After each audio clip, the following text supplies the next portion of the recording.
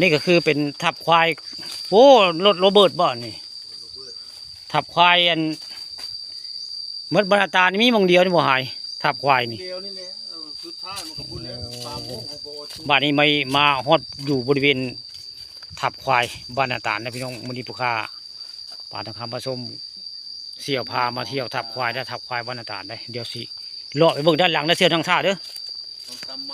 ไปเลาะเบิ่งก่อนว่ามันมีเท่าไหร่ทางนี้นี่โอ้ทางมีทางซ้ายทางขวาได้ไปนี่โอ้บ่มีทางซ้ายทางขวาจักไปทางไหนแล้วผู้ข้าก็บ่เคยมาจักเพื่อแต่แถวนี่อันนี้ข้าเจ้าบริมุงมันเปิดตะเบิ่งน้อยนี่หลังคาอันบ่โอ้ข้าเจ้าเอาผ้าเพชรมามุงให้ควายเนาะนี่โอ้แถวนี้ทางหน้านี่มีพระราชหินบ่เสี่ยวเบิ่งก่อนเป็นรัวเบิ่งก่อนมีหลุมมีหยังอยู่บ่อะไรกะเพื่อนผู้ติดตามผู้ใดอยากเป็นเพื่อนผู้ค้าให้กดติดตามได้พี่น้องเด้อป่าทองคำผสมเต็ม5,000แล้วว่าง่ายครับใครอยากเป็นเพื่อนต้องกดติดตามป่าทองคำผสมขออภัยมาในโอกาสนี้เด้อที่บ่ได้ตอบคอมเมนต์ในคู่คนว่าง่ายนี่แหละคือบริเวณ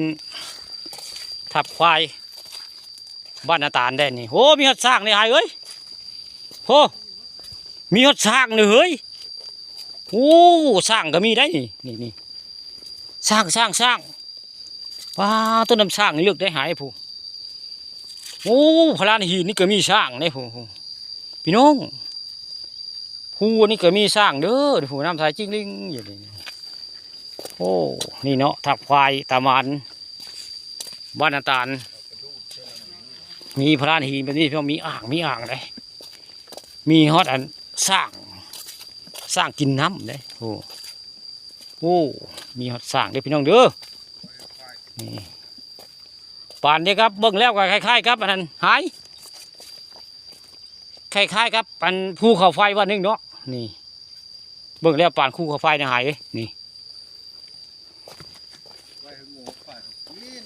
โอ้ป่านพอป่านภูเขาไฟเบิ่งแล้วนี่ภูมาตาลนี่ภูข้าวว่าเบิ่งแล้วเบิ่งลักษณะในป่านภูเขาไฟแม้มีลูกกบพอแล้วเนี่ยหายนี่มีลูกกบแล้วนี่เบิ่งแล้วนี่ทับควายตามานมีเขาน้ำซากน้ำกินพี่น้องนี่อันนี้ก็มีหลุมด้วยนี่มีหลุมนี่มีหลุมปานเดียวกับเกาะภูเขาไฟใส่ไม้หลายล้านปีเบิ่งแล้วนี่